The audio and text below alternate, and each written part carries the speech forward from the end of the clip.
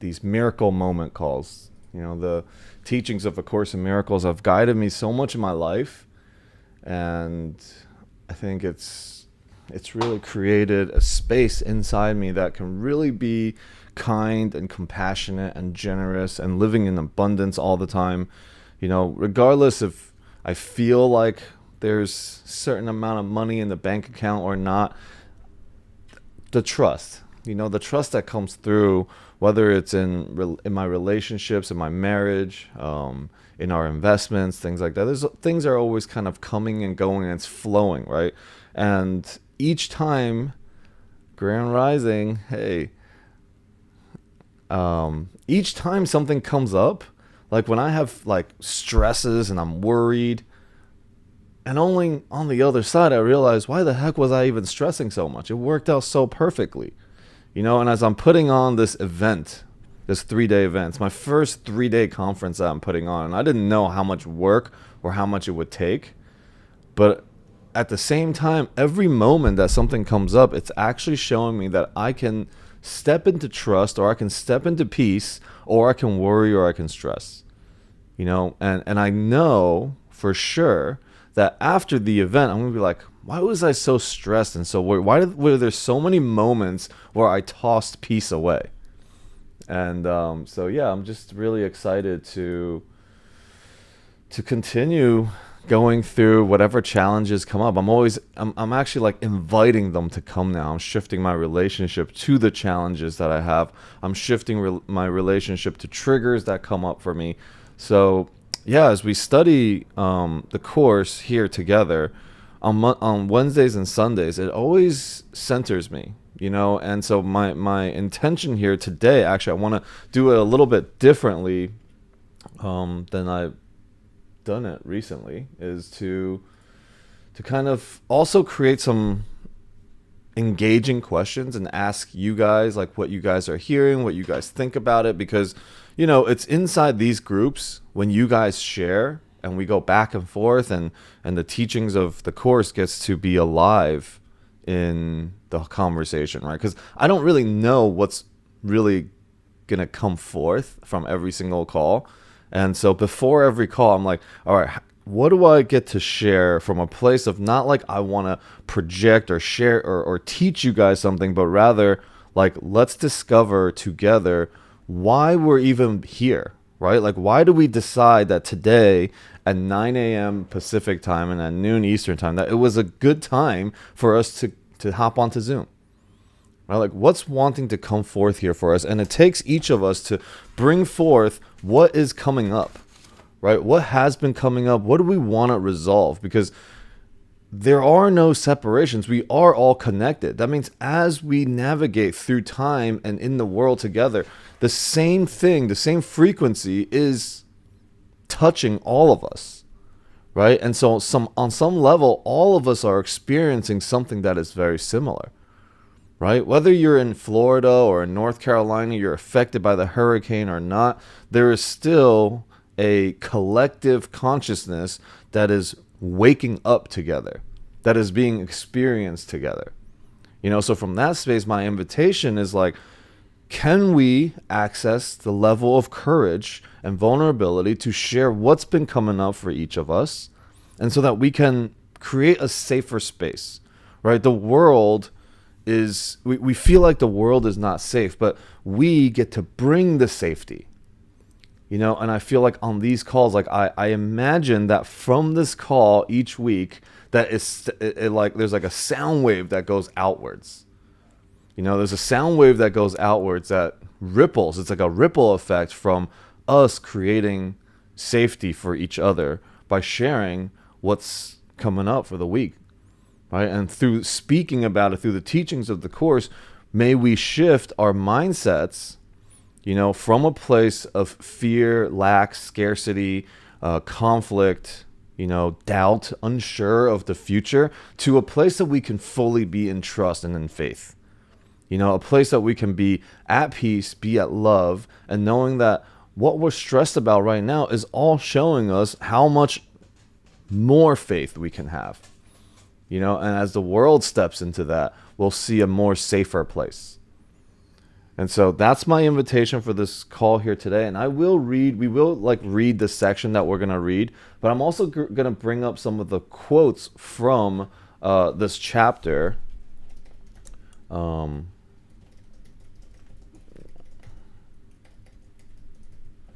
that we can, we can learn it better through discussion, right? And each of us participating puts us into a different listening space. So hopefully that happens. If not, that's cool too, because I can really just talk like for an unlimited amount of time, I think, especially if it's on A Course in Miracles. Yeah, so welcome everyone. And if you are online tuning in new and you're like, what is Alex talking about? It is this book back here called A Course in Miracles that was scribed during the 60s, late 60s, 70s. And during the 60s, 70s, there was a new human consciousness that was coming into play. And that new human consciousness was love. Was that we could be at peace and everybody is one and it's love. Of course, that kind of it played out a little bit because there was so much like drugs and stuff related to, associated with that time.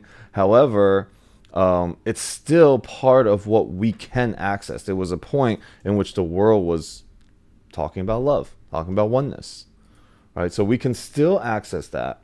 And, today we are in a time of, I believe, integration. Right, we can integrate all the past wisdoms that have come of the levels of human consciousness, where we started from survival, where we had no idea if we were going to get eaten by a saber-toothed tiger or whatever was, hunting was at the top of the food chain at the time. I was watching a documentary yesterday on zebras, and I was like, these guys literally just migrate in a circle around Africa, and along the way of migrating, they just get hunted the entire time by crocodiles to lions to all these things. I'm like, what? Imagine just living in that like fight or flight all the time. They're so aware. They actually have what they do is the patrol or the outside, like the zebras are on watch. They stand back like butt to face kind of in different directions so they can see and be the lookout for each other. I'm like, wow, this is crazy. And so that was where we were at some point. And then we learned to wield tools, and we gathered around the fire, and we told stories, and we lived in tribes, and we were in tribes. And then tribes came together and created kingdoms, and society and religion came into place. And we figured out this is the way that we should be living our life. We should not kill each other, and the 10 Commandments and all this stuff came. All the way fast forwarding through all the technology and the industrial revolutions and all of that to today, where we can integrate all of those things together, right? We live in the time where we can just go right on the internet and make money. That didn't exist before. And how much information is available to us so that we can discern what we can either be confused, or we can be, we can be very much what word am I looking for? Informed, I guess, right? So informed. But all of it comes down to which perspective we choose to look at the world. We live in the time where it's the most scary and inspiring and loving and untrusting, confusing, destructive, all at the same time. And so how do we navigate through this world, right? We navigate through this world by realizing that we can have it all. That the wealthy can have amazing relationships, and that the spiritual can have wealth, right? And that we can all live in abundance that we can all be in that frequency together. That is what's possible. So I feel like on this call, we are expanding that outwards from all of us. And so I want to begin by reading, A Year of Miracles from Marianne Williamson. And this is on reflection on the key to happiness. And I think this will start. We'll start by reading this, and I hope you guys kind of listen from a place of what's stirring up inside me right now as we read this. And how is it reflecting a reflection back to my life? And how do I look at my life now? And sharing from that place, I'm going to create, I want to create this space for everyone to share. So for reflection on the key to happiness, it is day 140, right? So key to happiness, this is like, we think it's money. We think it's things that are exterior to us, outside of us. And so Marion says, it seems to me that the key to happiness lies in getting over yourself. The happiest times of my life have been when I was more involved in something I was doing for others than in something I was doing for myself. For any perception that focuses only on our separate needs will ultimately breed fear. And any perception that focuses on our oneness with others breeds peace. Right? So think about this. I see some of us on this call that are in the multifamily space. We invest. And earlier there was a conversation of, hey, there's a lot of relationships getting ruined in the multifamily space because of what's going on in the market when times get tough. But that's also because everybody is focusing on the needs of the individuals, everyone that is separate. Right? And when we start to focus on oneness, our tenants, the investors, us, all of us together, it starts to breed peace.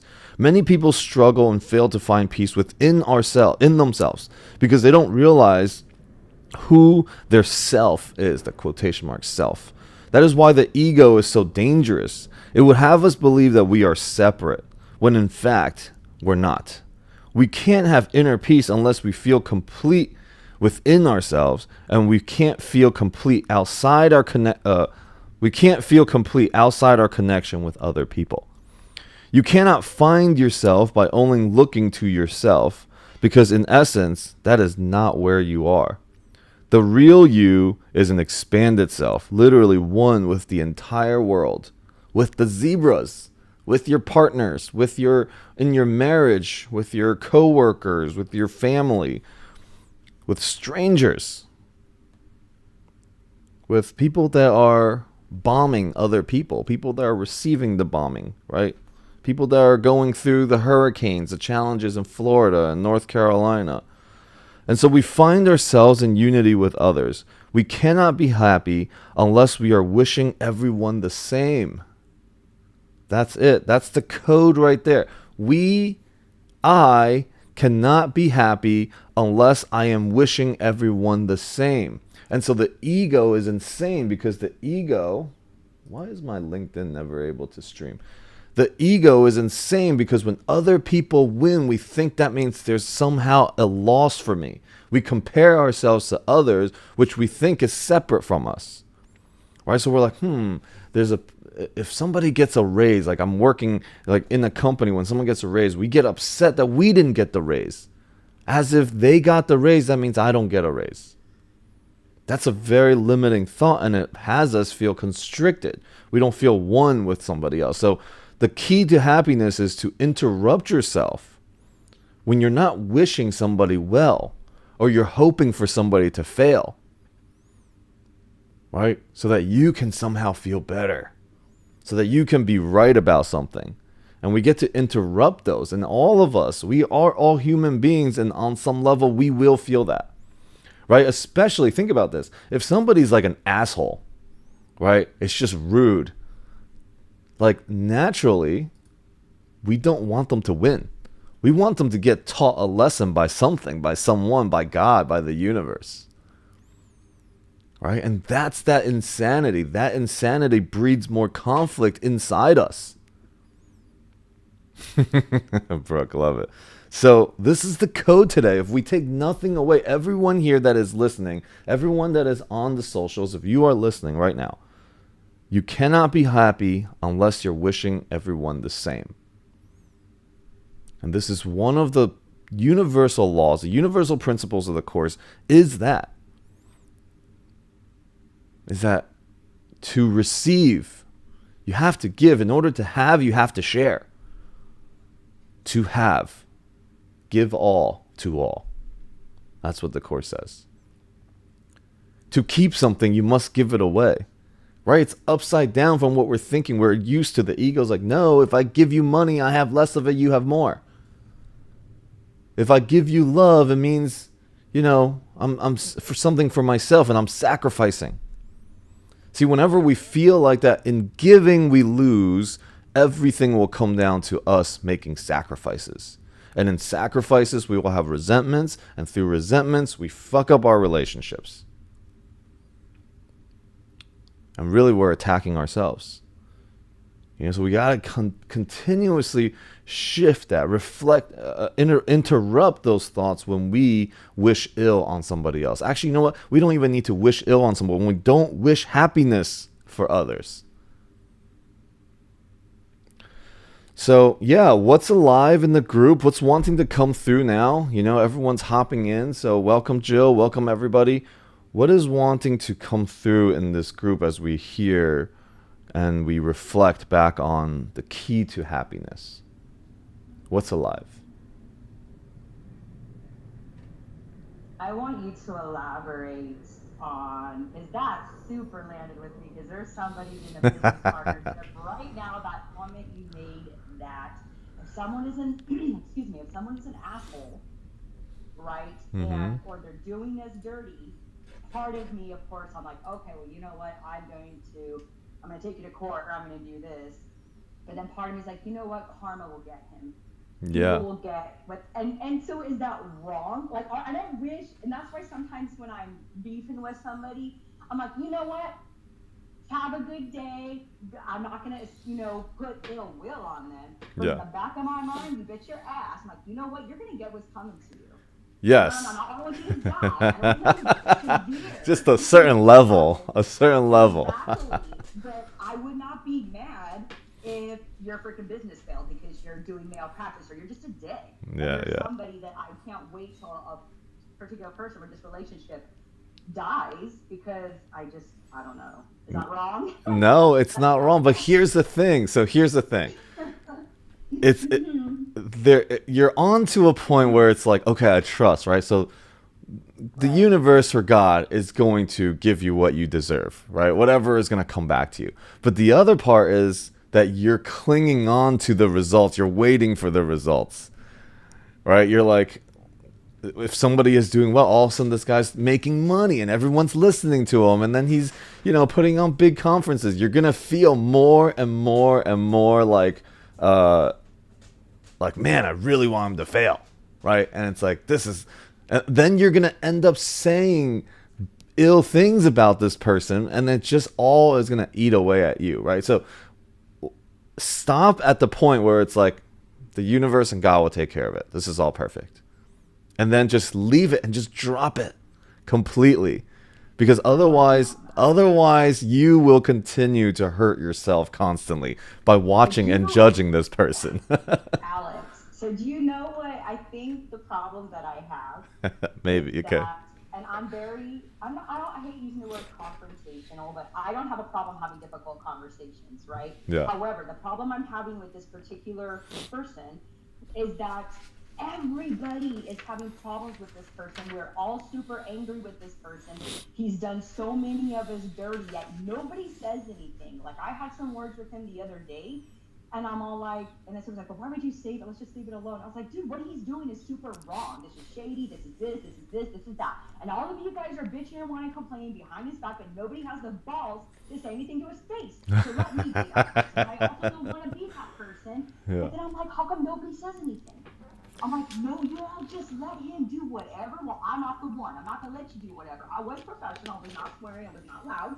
But I did say, hey, man, da-da-da-da-da-da-da. I need to be billing you now. I am not here to do your job. And the rule of three, it's just too much BS. And then when I was speaking with a couple of my other partners, Julie Roy was one of them. And I'm all like, well, we don't need to know names, but yeah. Yeah, I should have said that. No, Julie Roy was like having a conversation where I'm with you. She's like, girl, God's going to take care of it. Mm-hmm. So I praise in public, but criticize in private. Yes. People, but it's just, she was somebody kind of reminded me, like, you know what? Everything happens for a reason, and he'll get what's coming to him, just like the young lady in the chat. Have the day you deserve. I like that. Yeah. Have the day you deserve. Bye, and walk away. That's it. But just trust that God's got it all, right? This is an opportunity, one, to deepen trust in God, universe, whatever you want it to say. And the other part is also, this is an opportunity to access a place inside yourself that love is suppressed, right? We've suppressed love somewhere, and it will show up in other places in our life, even if we think we are just doing the right thing right now, right? What if this person doesn't deserve love? Like, you're costing me time, you're costing me money. This is what something that's your responsibility. And I get it. It's not up to me to determine who gets love. I get that. I hear that. But then the human side of me is all like, what? You are costing me money. You're taking time from my business. I am losing time. I should be billing you for doing your job that I paid you to do. Yes, I mean, build a person. This is all in the 3D world, right? In the physical world, yeah, there's right and wrong, but in God's in the different realm, in the 5D, none of this was wrong, right? None of this is, it's just because somebody felt offended or whatever. But when we attack others, when we withhold love from others, really the Course is saying this is you having an authority problem with God. It all. Okay. Wait. Okay. Let You me. need to break that down for me then. I will. Because you're saying this person doesn't deserve love, this person deserves punishment. Something, you're like, I am the judge right now. I know what this person deserves. Or doesn't. Oh, wait, Brooke is gone. Let me get her back. You had to leave in the most important part. Okay, let me try to rewind that part. So Damn it. Sorry. it's cool. It's perfect, So when we're saying that, like, somebody doesn't deserve love or they deserve punishment, we're saying, based on my interpretation, my perception of the world, this is what you deserve, right? And we're saying God, A group of people. a group of people, not a group of people, but also it's an invitation or an opportunity for you to actually interrupt everybody's ego in that moment, right? So Zoom say, wait, give me a moment, give me a minute. So look, when we attack or when we judge any of God's creations, we are saying, God, you got it wrong. But because God created all, the same greatness lies inside and is in all of us and in everything, including this person. There is greatness there because greatness put it there. Right? And so, like, that's the part, is to see beyond the words, actions, and the things that are happening here so that we can actually connect to God and say, God, I trust that you know what you're doing. I trust that you put this person here and did all of this for a reason. I may not be able to see it. So you have a chance to access that, which when we access that and when we align to that, that's where we have peace. Because we're beyond the physical now. We're beyond all these quarrels and dramas of this world, right? And we all have this on some level. It's not you have it with the business. Somebody might have it with their significant other. I might have it with my dog. I might have it with my wife, right? So these are all things that come up. It's just different forms of really the same thing. But the opportunity is to say, God, I align with you. I know I may not have it. I may not have it correctly, right? So this is that opportunity to really humble ourselves and connect to God and say, I don't really know, right? You know, you decide. Maybe this person will just receive all the love and all the things, and that's the way he awakens or she awakens, right? It's not up to me. I think that punishment will teach people a lesson, but you know what? That might not be the case. Because I don't know any better. But the moment I say I know better, I've closed God out. So it's really an attack on God's connection with you, right? So that's what the Course is saying. Now that's a really big thing because the ego is like, whoa, we're going too far now. But it's not. The ego is just having you be conflicted. The ego is the master of confusion, right? So we're like, wait, that doesn't make sense because what does God have to do with all this? It's up to God to create the karma for this person or they deserve this and that based on that. But you know what? I also get a say in that. which is this person that doesn't deserve that love. This person deserves everyone. Like, let's surround this person and we've verbally, publicly say what we want to say, and then let's throw some rocks at this person. That's basically how it'll go that far. I mean, our ego and our viciousness of the ego is literally one little step away from murder. Now, I went far again.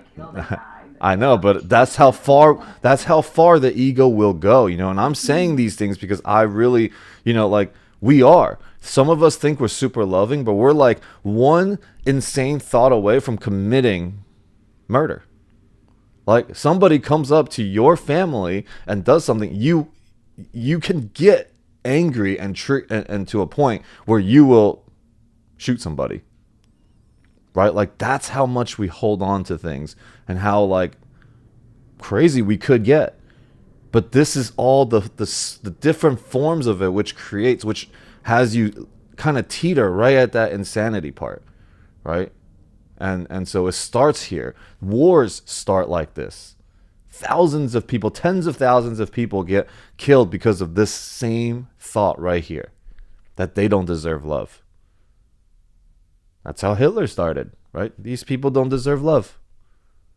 I'm not feeling the love. I'm feeling inadequate somewhere, so I must project this war into the world. And he was someone that actually was able to do it. So this is kind of, I'm going super extreme just because I want to land the point.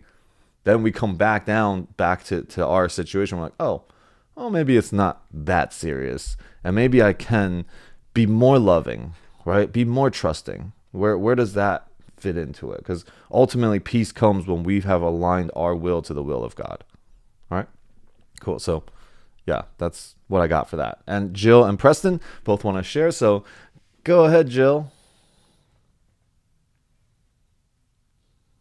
You got to unmute. Good morning. Thank you, Alex, for that great explanation. That was fabulous. And what I was going to add was when Brooke, you were saying that the person was undeserving. I mentioned a few weeks ago Dave Chappelle when he had this talk, and he was saying, "Give to those who don't deserve it."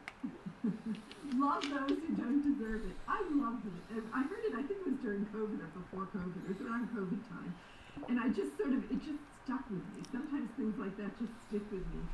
And I make an effort to do that. And it is overriding the ego. So sometimes wisdom comes from people like Dave Chappelle.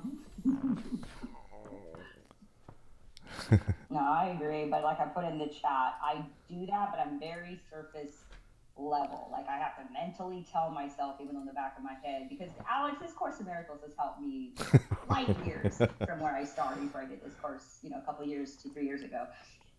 But it's very surface level. So I'm like, am I being genuine? If I'm just kind of like, okay, yeah, I'm doing just like going through the motions. Okay, cool. But I'm not going to pour into you. I'm not going to go above and beyond for you at all. I'm not God. I guess I'm not as good as God. I'm not as good, obviously, right? And so I am human, and I'll be very surface level. I won't be mean. I won't be cruel. I won't initiate drama.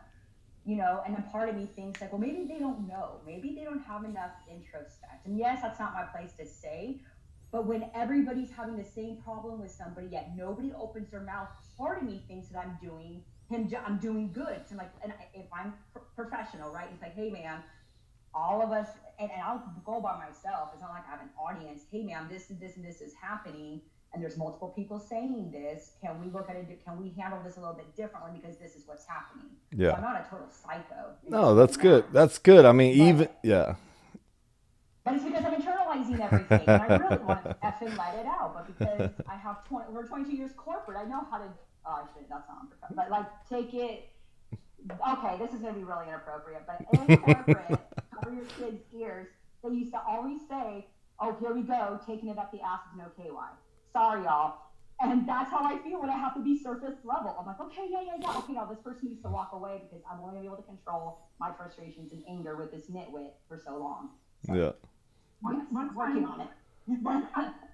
One time when my stepson was like 8 years old, and my husband was in a really bad place, and he said, Aaron, you're so happy all the time. Why are you so happy all the time? And Aaron said, fake it till you make it, Dad. So it sounds, that's the thing, fake it till you make it. You know, you're on the path, so fake it till you make it. Mm. Pros and cons to that. But yes, I hear you. I hear you're coming from. Mm-hmm. Yeah. Go ahead, Preston. Thank you. So Alex, for you, I know that you have a lot of interactions with people in the business world, and some of the things that she's talking about where there's people that act in a certain way that affect you, and you're talking about just let God take care of it. And I wanted to ask you about how you specifically, yes, what the Course talks about, but how do you, Alex, address those things? Because where's the line in your mind between letting God take care of it, but then also letting yourself get walked on, right? Where do you set those boundaries and allow yourself to stand in strength and let God take care of it, and then operate with integrity in yourself? Does that make sense? Yeah, makes sense. So Yeah. here's the thing, right? So we're going to start with the idea of you is all of your philosophies, all the things you believe to be right, to be wrong, all of the things you believe to make you look good, look bad, right? All of those things. That's the idea of you. That's your identity. So when you say that you believe you get walked on, first of all, you're not physically being walked on. People just seem to have treaded upon your beliefs.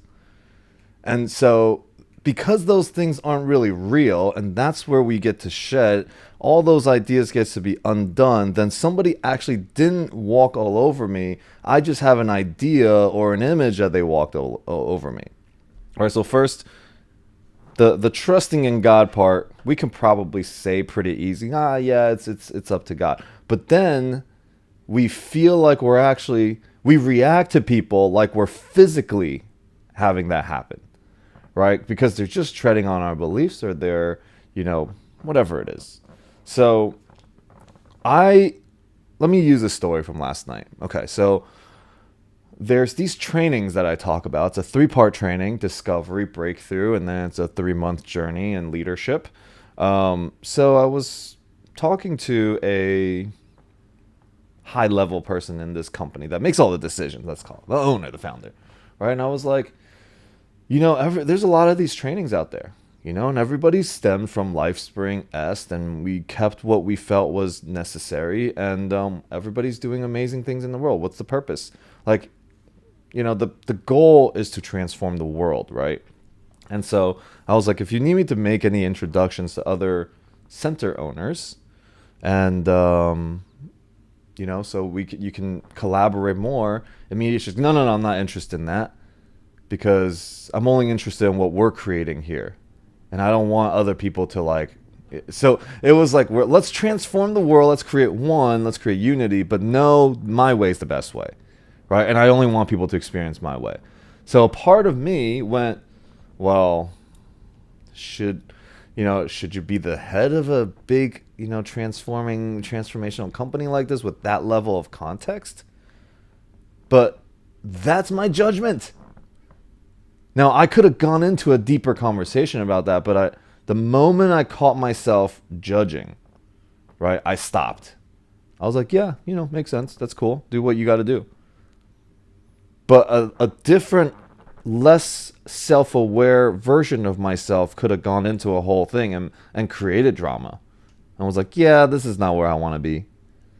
Instead, I realized, well, who do I get to be to show up in a way that creates more unity, creates more possibility and expansion in this space? Right? Because she did create an amazing community. 27 years of doing the trainings. 200 plus teams went through, averaging between 30 to 60 people per team. I mean, the community's massive. The community's amazing, loving, right? And who am I to say that that's the wrong way to do it? I just feel like there's a lot of trainings that everybody's individual, right? And this is the same conversation that we're having about A Course in Miracles, is that every single problem begins with the idea that we are separate. And that includes groups and communities and the way I do this, the way I teach this, and the way, we have to preserve this way. As if keeping it is the way to hold it. And that's the challenge, and that's what the Course is saying. No matter where we are, no matter how far you've gone and how much you've built, the ego is still there. And if you don't have that level of self-awareness, you will create separation. And separation leads to this pain and this suffering. So for us here, like what I'm hearing you say is that it's any time that there's that attitude or that question or approach that I was asking about. The moment I feel that I've been walked on, right? The moment I feel that, I stop myself and say, man, the ego is coming. The ego is now here. It's not even me that's being walked on, right? So what would it look like to remove that separation? You have to be able to interrupt it. It's a muscle, right? So this is a muscle that we're not very good at using because we've just let the ego run rampant our whole lives. So we don't even have a muscle to interrupt it. So here's the opportunity. I got to interrupt it. I got to just not continue that conversation and be like, yeah, sure, cool. And then working and then starting to have a conversation with spirit, with God now. Right? Okay. I don't actually know. All right. Show me a different way. I could see peace instead of this. Show me a different way to look at it. So I had a thought. This thought was a thought that was about to create conflict in my own life and in my experience of the world. And I was like, and I caught that before the words came out of my mouth, because each thing, right, from thought to words to action, the stakes get higher and higher. And what we think, the idea of a miracle or to heal that becomes harder. Even though there's no distance that you could go and no mistakes that you can make that couldn't be forgiven and healed by God immediately. Right? But it's the power of the mind to do it. The power of the mind to connect to the mind of God. And to realize that there is no mistakes. All of this was perfect. And from that place of perfect clarity and trust, I can go back to this person and acknowledge and talk from a space without the ego. Right? Because the ego is going to say, oh, you go up and you say this, she's going to think that, and you might do this, all that stuff. But just, you can come straight from the heart and be like, hey, listen, I felt like there was a little bit of weird energy from that conversation. I apologize about that. My own stuff came up a little bit around it. And I honor everything that you're doing. Amazing community. Right? That actually came out of my mouth pretty quick. I didn't go through all that process, but I just said, you've created something amazing here. Thank you for what you're doing. Even though I had a moment of about to create conflict. That's how insane the ego is. Right? And then I've trained my muscle. I picked up the 2-pound weight. And then I can do the 10 and the 20 and the 50 and the 100. And our capacity to be able to interrupt and meet everything with love gets stronger and stronger. Does that make sense? And that's just me. Thank you. Yeah. Lots of people do it. You got to find a way to do it. Each one of us will find a saying that allows us, that we feel connected to interrupt when we're about to go into insanity. So, awesome. Lisa.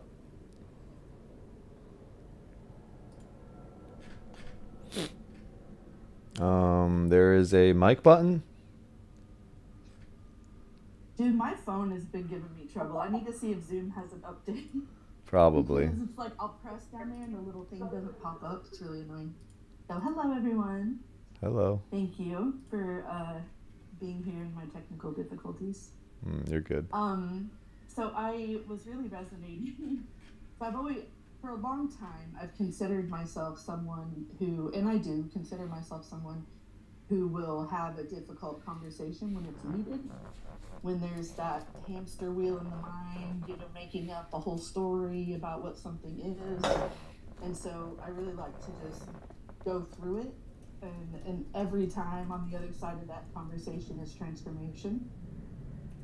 And I'm realizing like there's some times where I don't need to be that in certain situations, right? So something came up where I felt like someone was being coached and that there wasn't permission asked. Hmm. And it was Great. really bothering me. Uh-huh. It was really bothering me. And I almost, like, I really had to be like, Lisa, this is not yours. It's not yours, because if the couple that is being coached without permission chooses not to say, or maybe it's just my perspective, right? That permission wasn't granted. Like, permission could have been granted 3 years ago. I don't know. Right? But so it's like really understanding too, just like what's mine and what I can let go. Like if it's directly to me, I will always have that conversation, and it's super beautiful.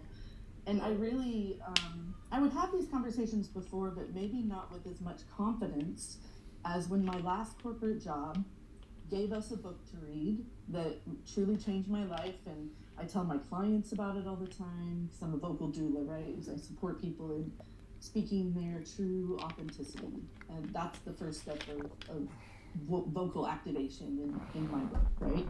Like, can you speak? If you want to speak, if you want to sing, let's go, the whole story.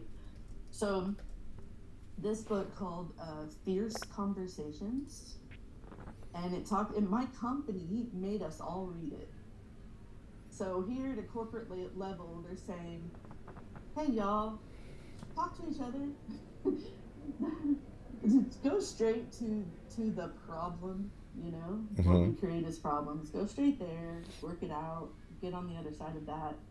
And I really am, as much as I've been talking about it, like the last few years, I really am gonna read it again soon and really feel like, what is it that book did to me to give me like that absolute confidence to speak my truth, and to understand that like in every case that I tried and I was brave and I did the thing, telling the people at work whatever the thing was, asking for raises, these things that can be hard and scary.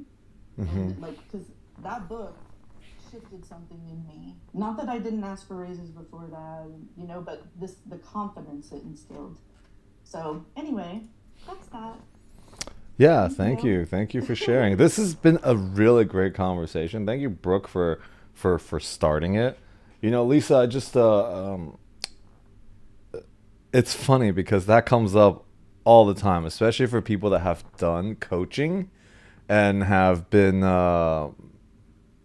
in kind of like personal development work, right? Like we get triggered by other people coaching other people or whatever is happening, and we just like, this is one of the things that we say is like, in the trainings, remember not to weaponize the trainings, not to weaponize your knowledge.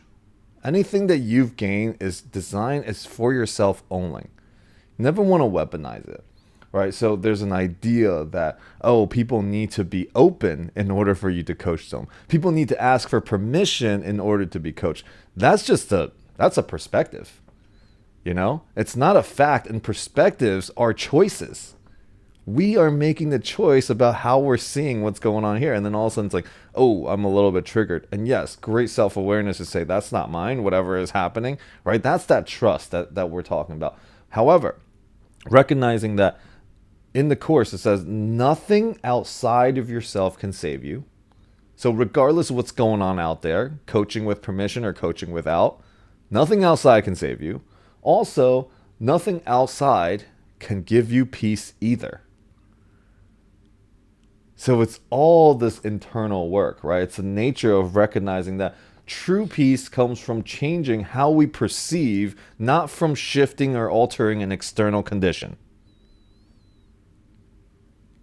That's the code right there for all of us to recognize, man, how many times do I think that if an external condition shifted, if they just behaved this way, if this person only were more considerate of me, or more considerate of people around, I was talking to a good friend of mine. He just wasn't like really. They're like, dude, this guy's not even considerate of like us or whatever. But he grew up with all brothers. He doesn't even know. They just use each other's toothbrush, right? Like, think about like you go and meet somebody and they just use your toothbrush. Like, you guys are like sleeping over something. You're just like, oh yeah, I just use your toothbrush. Oh, what's the problem? Yeah. Right? Exactly. For it was like, dude, what the hell you doing? Right?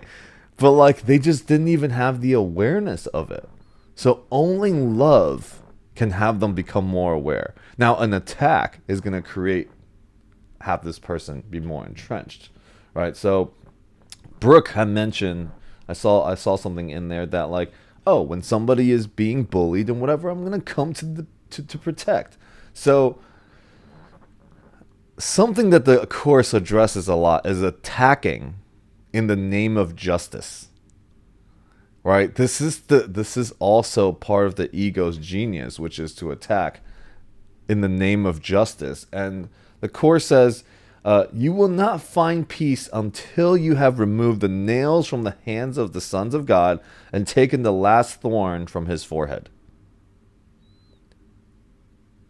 That means that this justice that you think you're doing the attack in the name of justice is just upside down. You're right there. All you have to do is remove the thorn off of his head. You remove the nails out of his hand. And the way by doing it is not to physically attack. Right? Because then all you've done is put the nails in your hand. And so this idea of guilt, right? This guilt and shame of attacking and condemning others, it continues. It creates this cycle, not physically, but checking them. Look, we have no idea actually the line of physical and not physical, because we feel like we have to defend ourselves like we're physically being attacked. We're physically being walked on. So here's a good one from the Course, okay? If you perceive injustice anywhere, you are perceiving a lack of love. That's it. Yes and no, Alex. Like, a lot of love. This goes back to This is like, if you're out there and you see someone kick a dog, you bet your ass. I won't go yelling at the guy. I'm like, dude, I need to protect my peace. I'm too old for this shit. But you bet I'm gonna go grab the dog. I was like, you know what, and I get it. It's not up to me to see who deserves the dog or whatever. But I just witnessed what you just did. Whether it's to an elderly person, whether it's to a child, whether it's to an animal, that just shows your character, what type of person you are. My initial thought is to remove that individual from that situation. But then you're going in blind. You don't know the whole story. But then even the law, right? When you see something, say something. You see something, do something, and you're not going to just. At what point do you not turn the other way when you see something like that? Whether it's an elderly, whether it's a pet, whether wrong is being done. I'm not saying go in and be Superman and fight everybody, but you need to remove, if you are able safely, remove that individual or that animal or that child from that situation and do something. So it's a fine line, like it is. And I'm not going to be comfortable just walking away, seeing a dude wail on a woman or seeing a guy beat the shit out of a dog. Absolutely not. That's just not my style. Maybe I'm wrong for that. No, you're not. Of course you're not wrong. Look, all of us are going to do that. But the Course is saying this perceived lack of love. See, we have an idea what love is right now, right? We're saying that in that moment, love is absent. This attack, let's just say a guy is wailing on a girl. I think that's something I would 100% go and interfere in. However, there is still, do you see it this is only in your mind. Do you see it from a place of there's injustice and love is absent, God is absent here? Or can I still see love is available here? This whole thing is a call for love. Love is, it's not that it's missing. It's let me see that love is here. Right? For example, a dude wailing on a guy, a dude wailing on a guy, dude wailing on a woman, right? you're like, yeah, that's really wrong, because in our minds we have made up about what is right and wrong about that. If you saw, would you feel exactly the same if you saw a lion attack a zebra? No, because they're out in the wild. That is a circle of life type of situation. Science and data reflect that. Humans are emotional. We're a little different, you know? Yeah, but see this hierarchy, here's the separation again, right? Like we make up something about something. What about like insects eating another insect, right? Because we make something more important than others. This level of hierarchy is no different than the caste system that was created in India, They right? have to eat, Alex. Like we go to the grocery store and we buy food. You know what I'm saying? Like the animals can't do that. They're Uh, literally hunting for survival. So that's different yes, in my perspective. maybe. Also, Not like a maybe. tiger can go into the store and buy some red meat. Da, da, da. No, we're not even here for it.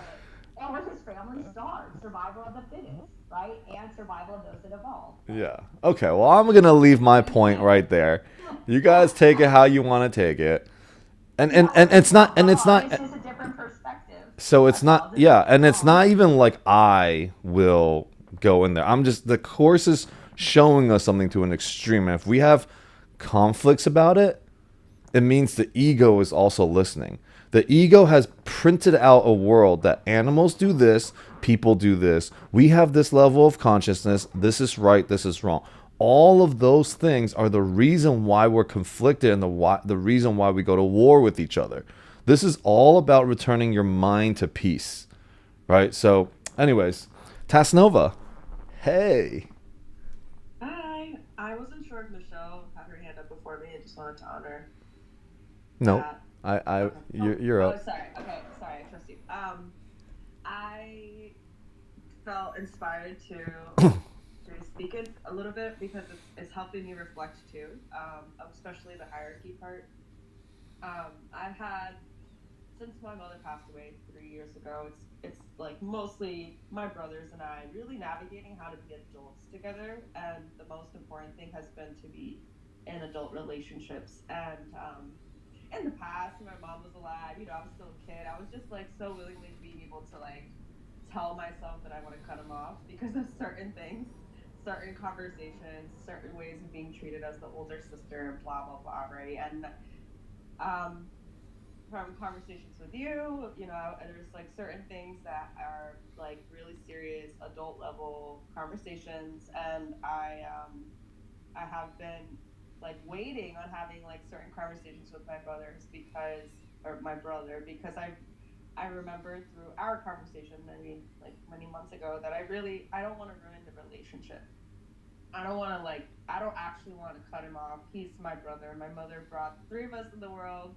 And the one thing that she said, despite of all the dysfunction, is that y'all better be freaking team, like always. And so I feel like if it was a stranger, maybe I do have this pattern of cutting people off, and I do, even friends, that I've had for a long time, I've cut them off at some point, and I see that was like from an immaturity place, maybe not being able to really understand the depth of relationship, especially like really integrating this part of the course.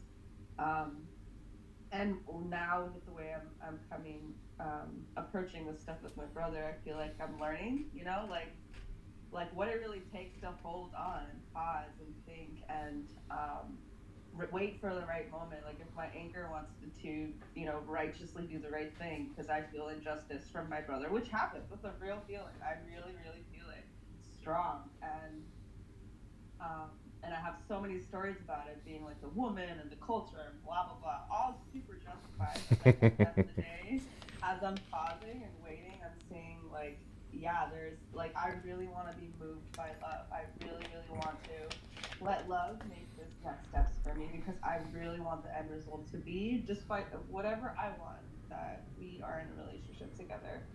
And I know it's maybe easier or harder because it's family member, I don't know. Like, no, I don't know. I just want to have the same for all people, and I'm feeling inspired. Like I get the feeling of wanting to take action because of an injustice, and I see the hierarchy in my mind too. Like wanting to play, but I ultimately I see like that's how I need to treat all relationships. You know, like not give my power away and be a pushover. That's not what love is either. It's Mm-hmm. like right in the middle of honoring what would love do and being moved by that and trusting the plan, I guess. So I just wanted to share that reflection with my brothers. Oh, thanks for sharing. I always love hearing from you. Every time you're on the call, I feel like I'm speaking to you, and I just kind of like wait for you to share every time. So thanks for sharing. And I know we've talked about a lot of this stuff, and and I'm such a stand here for you to win in all those areas. There is two things about forgiveness. Okay, the course says that forgiveness is the only function meaningful in time. That means the only thing that is meaningful for anything that we're doing in our life is forgiveness. To forgive, what is to forgive? To forgive, the course says, is to remember only loving thoughts you gave in the past and those that were given you.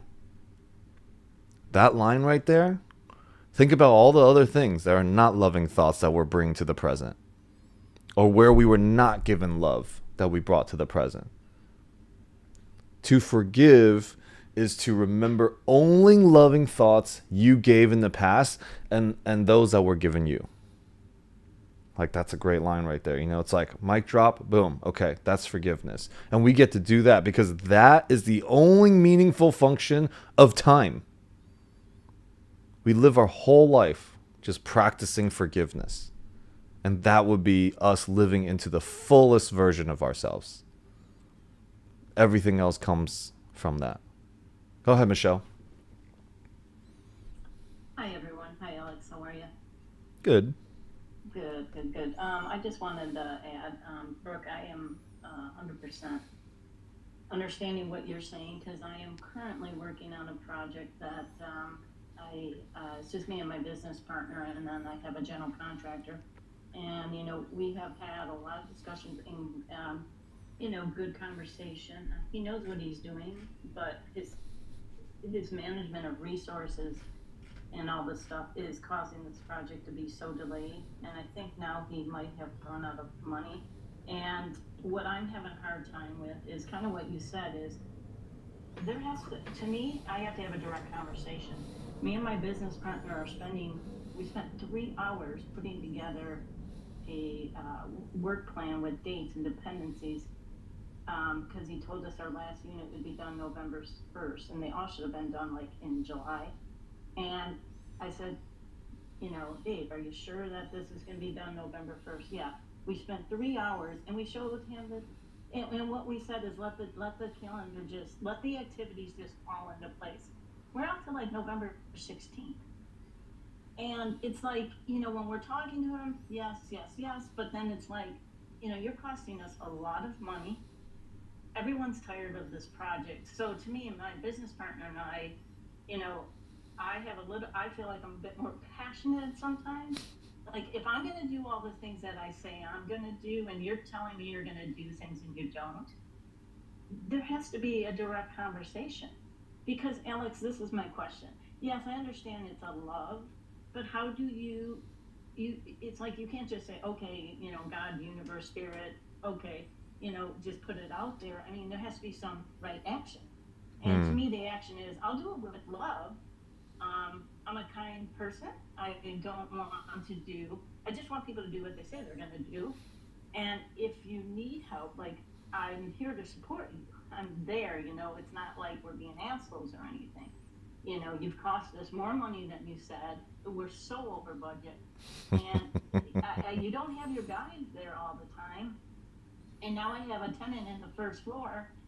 And I mean, there's, it's all this. It's things you run into when you do this stuff, which I understand. But I guess my whole point is, I think that, my business partner and I say, Steve, I got to be direct with him.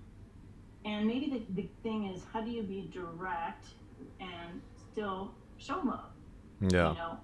Because to not do anything to me. So my business partner is like, well, he's the type of guy who seems like if you just keep micromanage, or if you micromanage him, he's gonna, you know, go the other direction. And I said I wouldn't micromanage him if he managed himself. You know what I mean? So it's that thing, but I'm having a real hard time right now. And I have to say, I don't think I'm particularly, like, I'm pretty direct.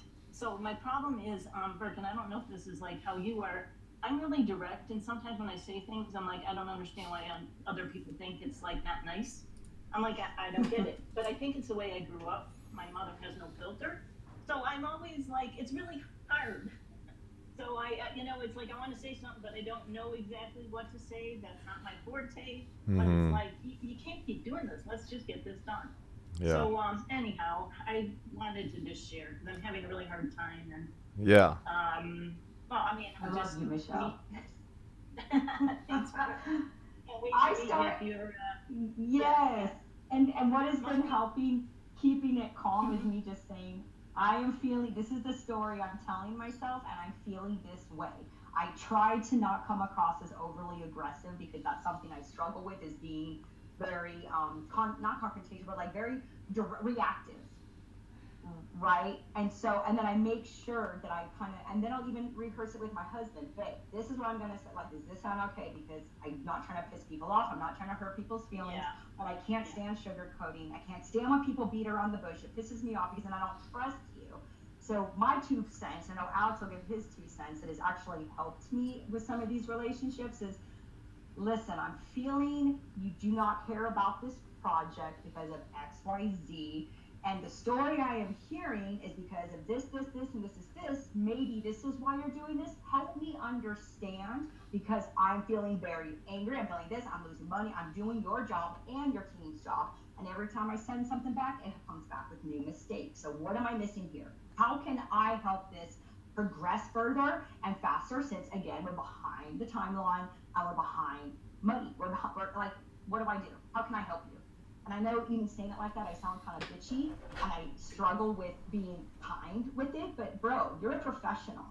So Yeah, I would try to do something like that, like, this is how I feel, this is the story I'm telling myself, but be calm, maybe no caffeine, because, right? And then let them talk.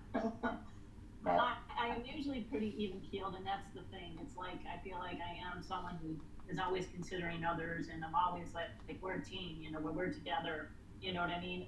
But then at a point I get to a point where, okay, now the bitch or whatever you want to call is coming out of me, you know, or the directness, you know.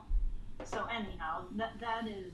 So I'm just trying to say, like, there's got to be something other than just give it to the universe. And Alex, I know that you're not really saying that. You're trying to say, kind of look at it more with love, and maybe respond more with love, and set my intentions when I speak to him. I don't know. Mm-hmm. Maybe what are you thinking? Well, Helen, do you want to share first? Helen's hand came up. I do. Okay. I do. I'm biting at the bullet. Okay. I just have 2 things. First of all, thank Alex. I think he was so fabulous because you're reaching all these beautiful points, you know, and you're bringing out all this information that's so helpful under these situations. The other thing I just want to say is a short little thing that came to my mind.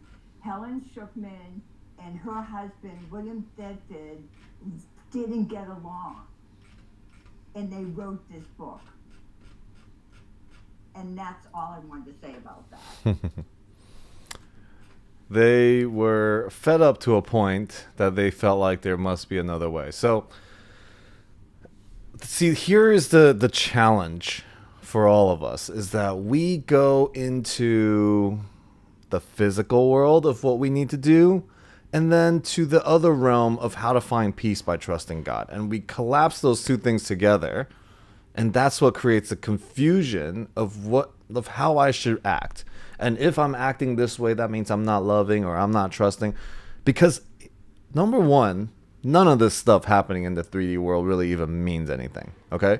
And 2, again, let's go back to that outside conditions will satisfy my peace, will be the salvation of peace. Right, for me. But that's not the case either, because even if all this worked out, next year, next week, next month, some other stuff is going to come up that's going to disturb you like this, right? So here is an opportunity to be like, okay, I see what's happening here. It's costing us money, but can I access this trust? Everything always costs more money. The conference I'm throwing, I thought was gonna be 20 grand, it's like 55,000.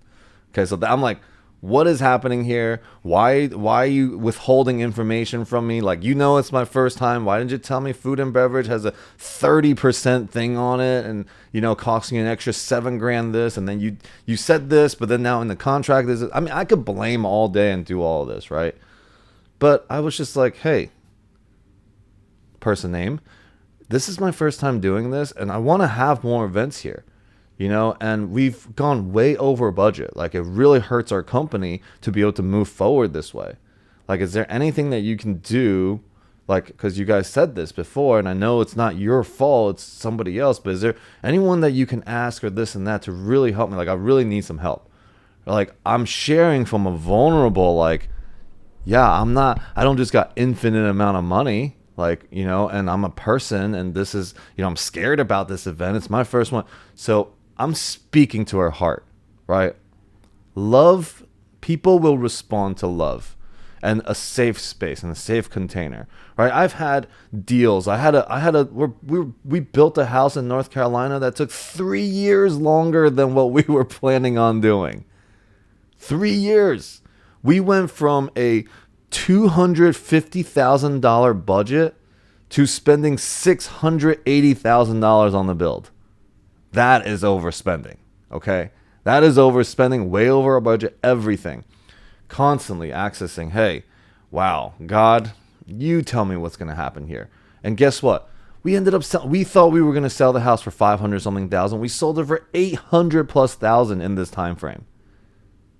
We didn't make money, okay, but that's fine. We learned so much, and in that time, I was able to, in times, practice peace along the way. And that taught me about how to deal with this event here in my life. So we don't really know all these dots, like what they're all for. What is this for? Right? But you know what? You're a person. You're a human being. And just like what we're doing here in A Course in Miracles, they don't need to study the Course to know what love is and what it feels like and how you're genuine or you're coming from attack or love. People don't need to understand any of this. Some of the best teachers of A Course in Miracles and on love never even read the book. Right? So how can you access a space that will create safety in the conversation where the other person really wants you to win now, right? It's not like, oh, you're doing this wrong, you're doing that wrong, and they're trying to, the whole time they're figuring out, how do I defend myself to justify that I'm doing this when there are other things in my life that's in chaos. That's why I can't do this in excellence. We don't really know all of that, right? But can I be a safe enough space for them to share that? And in that heart connection, they want you to win as badly as you want to win. And then somehow the deal works out a little bit better. And now you've made a better friend. And now you have somebody that's got your back in the future, even though it seemed like they started off rough. Like, that's the possibility. That's a vision that first comes in your mind first, and you make it a reality by speaking into it and accessing that deep level of trust. So that's my 2 cents on that. Yes. So go ahead, Jill. So I was trying to think, I think it's about 18 years ago. I was living in an apartment in Palm Beach, and friends of mine, my best friend and her daughter were going to do some renovation work for me on it while I was up in Boston. And I practiced this little exercise because they called me, and the next door neighbor had come in and started screaming at them and yelling at them. She was a little Alzheimer's-y. And so they said, Jill, we're going to have to call the police. And at that time, I hung up the phone, and I was a little disturbed by all of that, thinking of the police coming over and all of that. But I practiced this exercise. It might be helpful, and it really works. And what it is I made this heart, and I made this heart right in my heart, in my mind, right? And then I took that heart and I put all the people that were in the conversation, and I started beating my heart towards their heart in a circle. And I made a circle, and I made everybody and myself in that circle in my mind only. So honestly, I didn't do anything other than keep this heart in my mind and send this love to all the people that were having this conflict, including myself. And I got distracted at my job up in Boston. This happened for about a couple hours, and I got a call back from my friends, and they said, "You're not going to believe this. Rose is totally calm. She's coming. We're having a cup of tea together right now." And so it really works. I try it often, and I've noticed that it works. It's really hard sometimes to remember to do it when you're in the middle of something, but it just worked for me, and I just wanted to share it because it could work for others as well. And I also wanted to tell you that last Wednesday on the call, somebody mentioned this book, and I got it. And I read the first half on Thursday night, and I read another quarter on last night, and it's fantastic. It's great. So I highly recommend it. It was recommended on this call. Yeah, so that's my friend, Dr. Clint Rogers. He heals people's pains literally like within 5 minutes. He is like world renowned, going around healing people within a small period of time. Like he healed Love's neck pain in 5 minutes, and she still hasn't had it, in front of a freaking whole ton of people at Burning Man. Like, you know, and then in there, of course, there's recipes of different like things like that. So he gives you all of the techniques of how to do it as well, and free videos that he says are, I haven't looked at them yet, but that are on his website. Yeah. And evidently they're all free, but he gives you very simple techniques that you can practice like immediately on yourself or others. Yeah, So, it's really cool. Awesome. Yeah. Can you just post the title of the book in there? I always forget what it is. The Ancient something ancient. I forgot too when somebody asked me, so that's good that I have to post it. Yeah. Okay, so yeah, go ahead. Ancient Secrets of a Master Healer. Yeah. Tasnova, love you. Thank you so much for being here. Your presence is always so honored, and I'm blessed to have you in my life. Love you. Okay, so we're going to go through right now. Oh, okay, Fraser, you go. And then we're actually going to go through a quick reading for this chapter, for this section that we're doing here. It's a little bit longer, but, you know, we'll get through it. You kind of hit on it. Well, you know, like when I heard all that about the contractors and the conflicts and stuff. I mean, sometimes when you open up walls, you never know what you're gonna hit, right? So sometimes that extends the process, or you've got multiple trades in at one time, and that can cause a conflict as well. So yeah, it's just like you said, you know, you just gotta trust the process and have a conversation with them in a kind way, and just say, hey, you know, I'd like to maybe just understand why it's gone past this date. As per our discussion, they might be able to explain it. Oh, well, it was these things that occurred that caused us to be an extension from where we were supposed to. Yeah.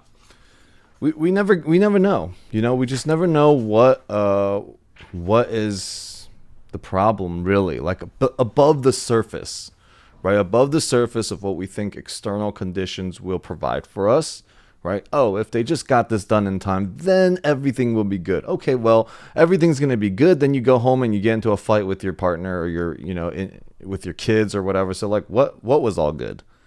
You know, and then the next day, the scarcity about money comes right back. And it's like, oh, wow, these temporary things don't serve us in any way unless we see it as an opportunity to trust deeper, you know?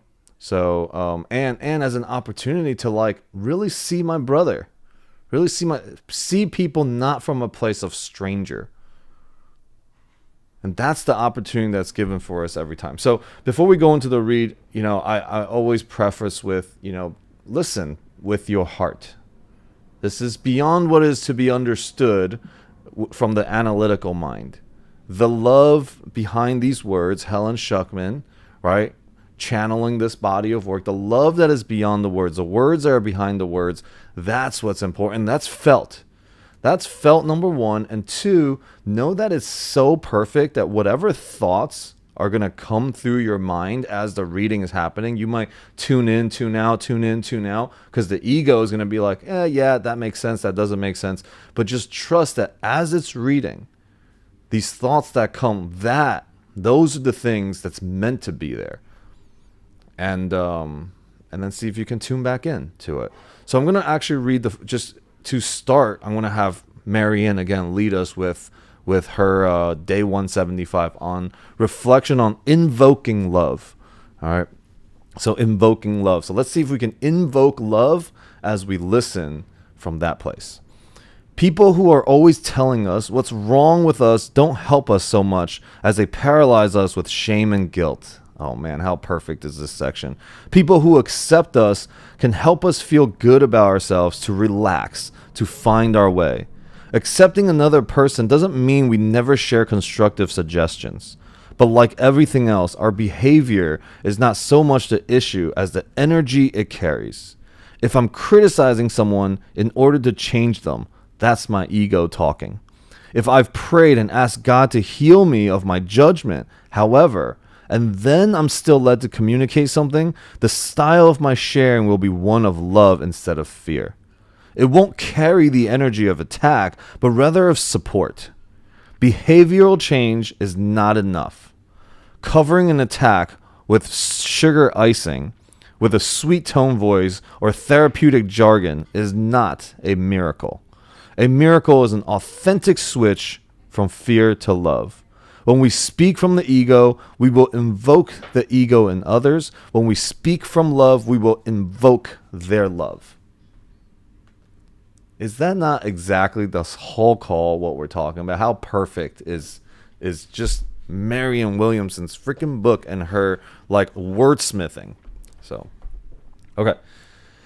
Now that we're in this place, I like to get through chapter 8, section 4, called the gift of freedom.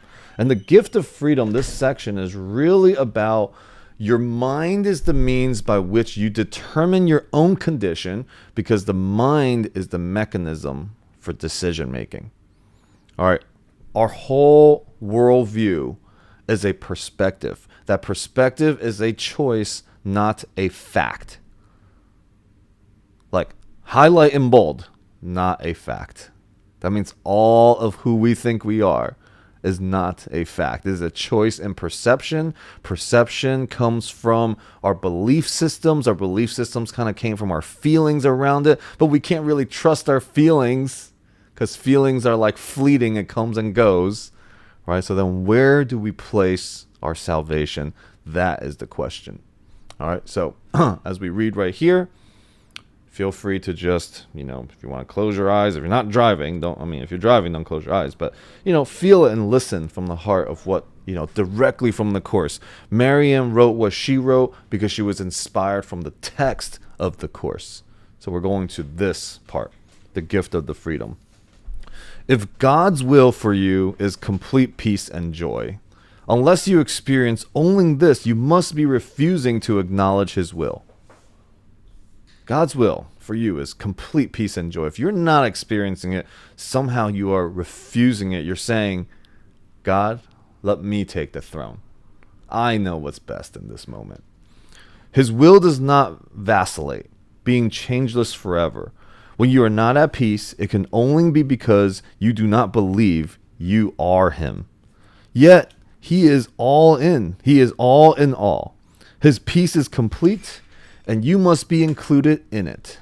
And so are all those people that are jerks and assholes. His laws govern you because they govern everything.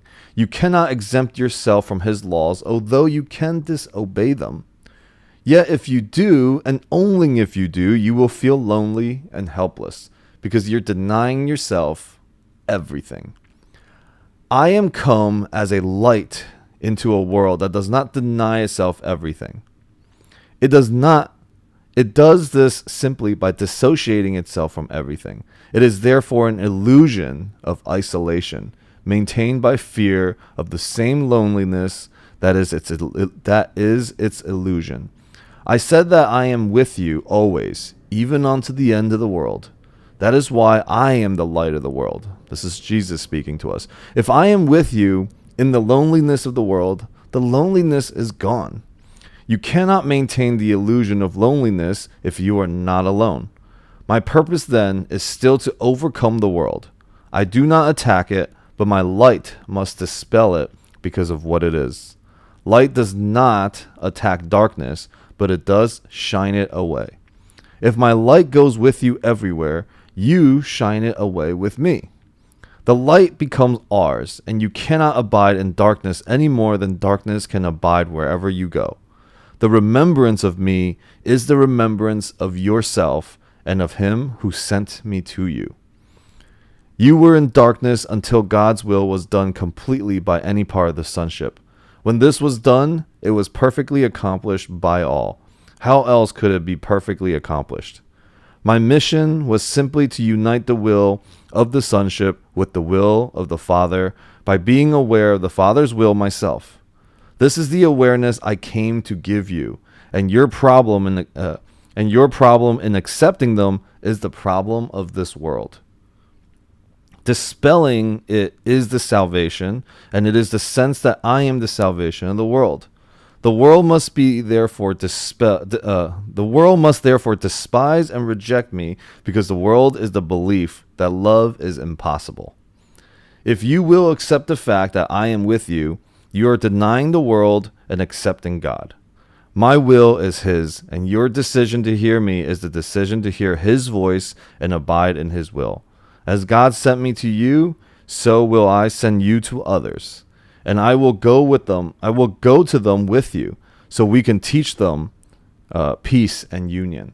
I mean, this is just like, it's an invitation for us, right? It's an invitation for us to accept that our brother that has gone through the atonement, our brother Jesus, is saying, here, I go with you.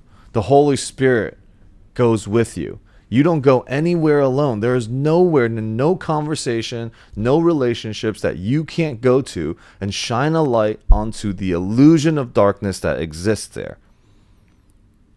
The illusion of separation and isolation that exists there doesn't actually exist if I walk there with you. And so think about this, like, we don't have to say, oh, Jesus, the Bible's version of Jesus or anything. It's just, this is a brother. This is an idea of an awakened brother. This is the idea of the awakened walking with me, that I am not alone. Do you not think the world needs peace as much as you do? Do you not want to give it to the world as much as you want to receive it? For unless you do, you will not receive it. If you want to have it of me, you must give it. So here's that law again, the universal law that if you want something, you must give it. Healing does not come from anyone else. You must accept the guidance from within. The guidance must be what you want, or it will be meaningless to you. That is why healing is a collective venture. That is why multifamily is healing. I can tell you what to do, but you must collaborate by believing that I know what you should do. Only then will your mind choose to follow me.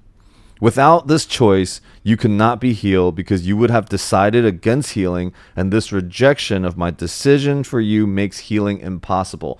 All right, the ego will tend to reject exactly this line right here, and this is where everyone will check out from this section because it's saying, you must follow me. The ego's like, I ain't following you because we have that authority problem. God, if you exist, then show me. If you exist, then why are there still all these things happening in the world?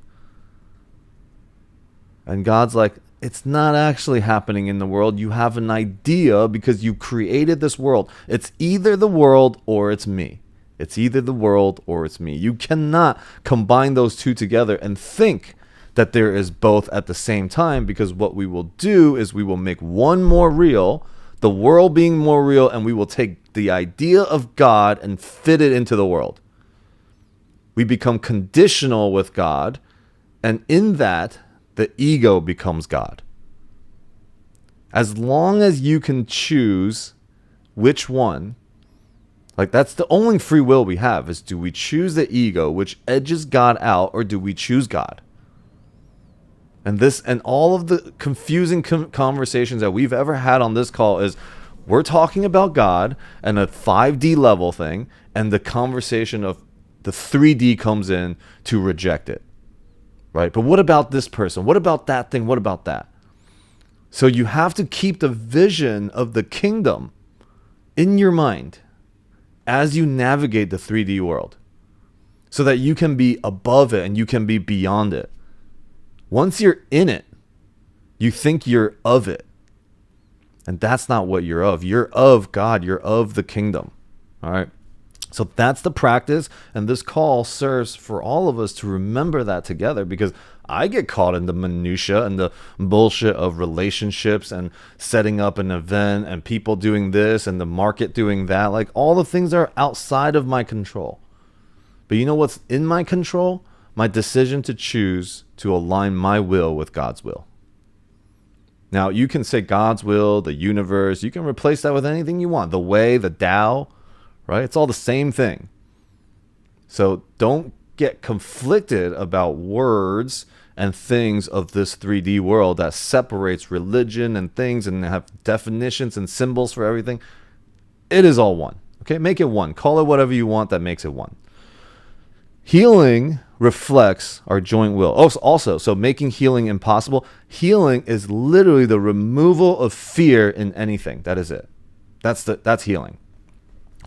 Healing reflects our joint will. This is obvious when you consider what healing is for. Healing is the way in which the separation is overcome. Separation is overcome by union. Duh, thanks, course. It cannot be overcome by separating. How many times when we are in our shit do we feel like we need to go separate more? We need to isolate. I feel lonely and now I got to go isolate even more. Like, how crazy is that? That's the insanity of the ego. And the Course says, dude, separation is healed through union. That means you feel the separation instead of projecting that. Let me go and interrupt that and go into union with somebody. And you don't have to physically do it. All you have to do is do it in your mind through forgiveness. I will change the picture I have of somebody. I will relieve somebody from the imprisoned thought. From the prison of my mind, I will release them. And in that, I release myself. And I realize, wow, that's union right there. I release you, I release me. Ooh, that feels better. Right? Okay. The decision to unite must be unequivocal of the mind itself or the mind itself is divided and not whole. Your mind is the means by which you determine your own condition, because the mind is the mechanism of decision. It is the power by which you separate or join and experience pain or joy accordingly. My decision cannot overcome yours, because yours is as powerful as mine. If it were not so, the sons of God would be unequal. All things are possible through our joint decision, but mine alone cannot help you. This is the Course always saying, you must invite the Holy Spirit in. You must invite clarity in. But in the invitation, you have to say, let me let go of what I already thought, my righteousness and my stubbornness around it. Your will is as free as my... Okay. I cannot will what God does not will. I can offer my strength to make yours invincible, but I cannot oppose your decision without competing with it and thereby violating God's will for you. Nothing God created can oppose your decision, as nothing God created can oppose his will. God gave your will its power, which I can only acknowledge in honor of his. If you want to be like me, I will help you, knowing that we are all alike. If you want to be different, I will wait until you change your mind. I can teach you, but only you can choose to listen to my teaching. How else can it be? If God's kingdom is freedom, freedom cannot be learned by tyranny of any kind, and the perfect equality of all God's sons cannot be recognized through the dominion of one mind over another. God's sons are equal in will, all being the will of their Father. This is the only lesson I came to teach. If your will were not mine, it would not be our Father's. This would mean you have imprisoned yours and have not let it be free. Of yourself you can do nothing. Because of yourself you are nothing. I am nothing without the Father, and you are nothing without me, because by denying the Father you deny yourself. I will always remember you, and in my remembrance of you lies your remembrance of yourself. In our remembrance of each other lies our remembrance of God. And in this remembrance lies your freedom, because your freedom is in him. Join then with me in praise of him and you whom he created. This is our gift of gratitude to him, which he will share with all his creation, to whom he gives equally whatever is acceptable to him. Because it is acceptable to him, it is the gift of freedom, which is his will for his sons. By offering freedom, you will be free. Almost done here. Last paragraph. Freedom is the only gift you can offer to God's sons, being an acknowledgement of what they are and what he is. Freedom is creation because it is love. Whom you seek to imprison, you do not love. Therefore, when you seek to imprison anyone, including yourself, you do not love him and you cannot identify with him. When you imprison yourself, you are losing sight of your true identification with me and with the Father. Your identification is with the Father and with the Son. It cannot be with one and not the other. If you are part of one, you must be part of the other, because they are one. The Holy Trinity is holy because it is one. If you exclude yourself from this union, you are perceiving the Holy Trinity as separated. You must be included in it because it is everything. Unless you can take your place in it and fulfill your function as part of it, the Holy Trinity are therefore bereft as you are. No part of it can be imprisoned if truth is to be known. So this is our way. This chapter is called The Journey Back, and this is the gift of freedom. And freedom is that you cannot imprison someone you love. This freedom is to, how do I align to the will of God? And to align there, I must see my brothers as part of that same. Right? And we talked about on this call so much of like, no, they don't deserve the love. And what if it's somebody that's beating up another person or a dog or a puppy or whatever? If we cannot see them, if we cannot see God in them, then we cannot see ourselves as part of this whole either. And then we lose it. And then the ego is in. Then it's all about separation. And then it becomes, how do I attack and justify the attack at the same time? And I'm not attacking anybody for anything, because we all do the same thing. We're all there and we're all there together. So in recognizing my own, like, what word do I want to use? Wrong decisions, let's call it, right? In my own wrong decisions, I can recognize like the oneness, that we both chose something different. We both chose to be identified with ourselves rather than with the will, with the capital W. You know? Okay, go ahead, Helen. Oh man, we went way over. Sorry about that, guys. Started to read late. I didn't know it was so long. I'm sorry. I'll just take a second. Again, Alex, thank you so much. And reading this chapter, it brought me back to a little something I went through during this chapter was fabulous. So in the process of reading this book, I did a lot of undoing and getting rid of and being learning how to be free. And I'm not saying this correctly, but I just want to say this. When I am with someone that I'm being triggered and I'm not in a situation where I feel really good about myself, I have these new glasses that I have. It's like Superman, like they have X-ray vision. Mm-hmm. And I can see in that person all the minutiae that person carries. And when I can see that, I can feel compassion for that person.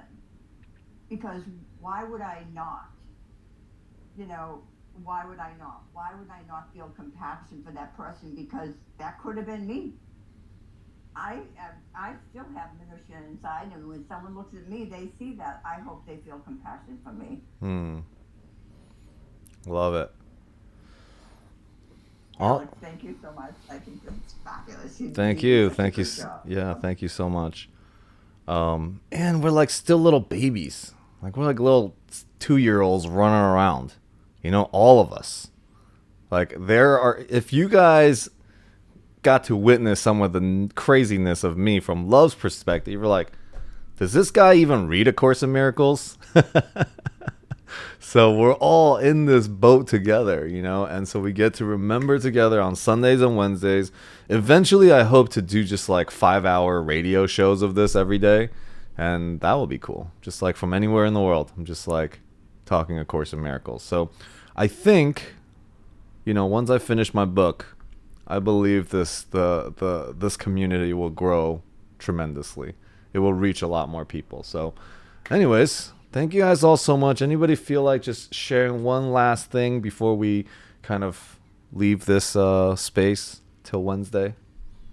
We love you. Oh, thank you. I do, especially. I thought because you helped me so much mentally and spirit. Alex, like you have no idea. Like you help me whenever I'm feeling just some type of way. And lately I've been feeling a lot of type of ways. I come on here and it kind of helps provide clarity. And it helps me with my marriage and my kids. And it gives me a realization. So bottom line, I appreciate you and I love you and I adore you so much. Oh, thank you. I love you, Brooke. All right, guys. Thank you all so much. I think that was beautiful. And see you guys on Wednesday. Peace out. Peace out.